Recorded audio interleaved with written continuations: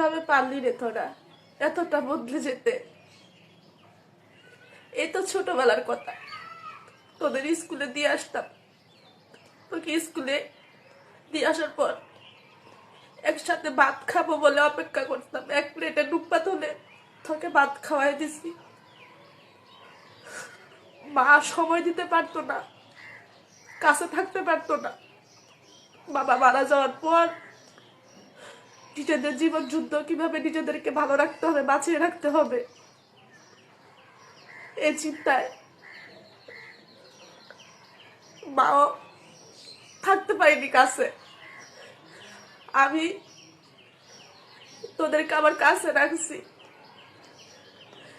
এই বিষয়গুলো সবাই তো জানে, বাড়ির আশেপাশের আত্মীয় স্বজন সবাই দেখছে, কেউ তো আর অস্বীকার করতে পারবে না। তোকে আমি বড় করছি, তুই বোন, ওগুলা প্রতিদান ভুলে যা, সমস্যা নেই, কিন্তু মিথ্যা অপবাদ কেন দিচ্ছিস আমার নামে? আমি তো এই হাতে তোদের খাওয়াই দিছি, বড় করছি, তোরা ওগুলা মনে না রাখ, কিন্তু এভাবে কেন কষ্ট দিচ্ছিস, এভাবে কেন আঘাত দিচ্ছিস? আমার কি এটাই অপরাধ ছিল তোদেরকে পালে পুষে মানুষ করা, বড় করা? স্বার্থের জন্য মানুষ এতটা নিচে নামতে পারে? আসলে জীবনে টাকা পয়সাটাই সবকিছু না। টাকা পয়সা হয়তো আজ আছে, কাল নাও থাকতে পারে।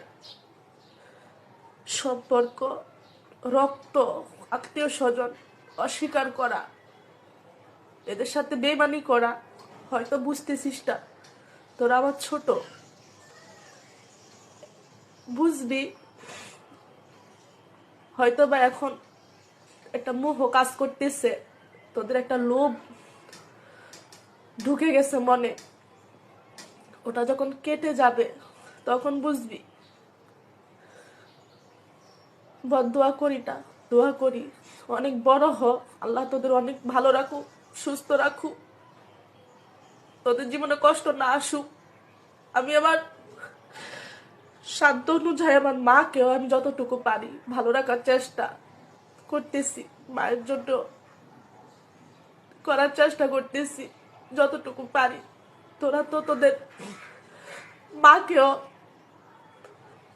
খোঁজ নিচ্ছিস না, তোদের এতই রাগ, জিদ, সবকিছু ভুলে যায়, যা মনে আসে তাই কইয়া বেড়াইতেছিস, করতেছিস।